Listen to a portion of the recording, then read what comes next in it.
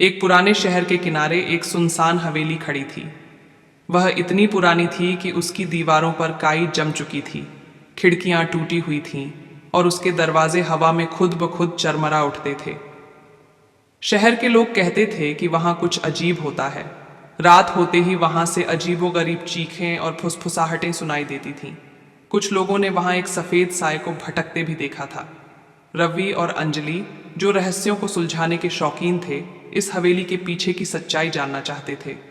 एक रात जब पूरा शहर गहरी नींद में था, वे टॉर्च और कैमरा लेकर हवेली की ओर बढ़े। जैसे ही उन्होंने हवेली का जंग लगा दरवाजा खोला, ठंडी हवा का एक झोंका उनके चेहरे पर पड़ा। अंदर घना अंधेरा था, बस दीवारों पर लगी पुरानी तस्वीरें उन्हें घूर रही थीं। अचानक एक भारी भरकम कदमों की आवाज गूंज उठी। क्या तुमने सुना? अंजलि ने कांपते हुए कहा।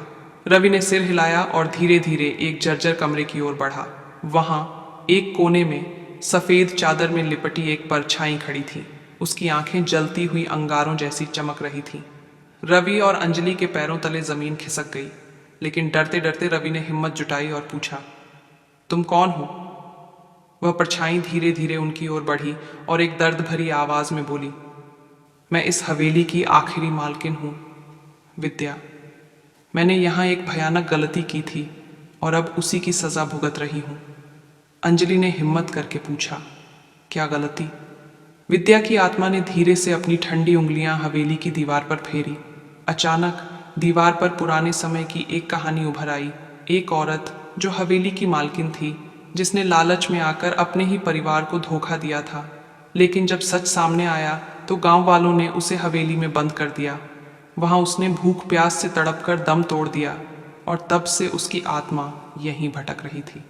विद्या की आत्मा धीरे से बोली, मैं अपने अपराधों की सजा भुगत रही हूं, लेकिन अगर तुम मुझे माफ कर दो तो शायद मैं इस कैद से मुक्त हो जाऊं। रवि और अंजलि ने एक दूसरे को देखा। वे समझ गए कि कभी कभी आत्माओं को भी शांति चाहिए होती है।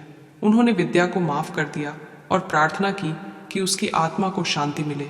जैसे ही उन्होंने ये कहा, अचानक हवेली में तेज रोशनी फैली और विद्या की आत्मा एक हल्की मुस्कान के साथ हवा में विलीन हो गई। हवेली, जो अब तक सिहरन से भरी थी, अचानक शांत और हल्की लगने लगी। अगले दिन जब रवि और अंजलि ने गांव वालों को सब कुछ बताया तो वे हैरान रह गए। उस दिन के बाद से हवेली से कोई डरावनी आवाज नहीं आई, कोई सफेद साया नहीं दिखा। लोग समझ गए कि कभी कभी माफी ही सबसे बड़ा समाधान होती है। लेकिन अगर हवेली में अब कोई नहीं था तो रात में वहां जलती हुई रोशनी कौन देख रहा था?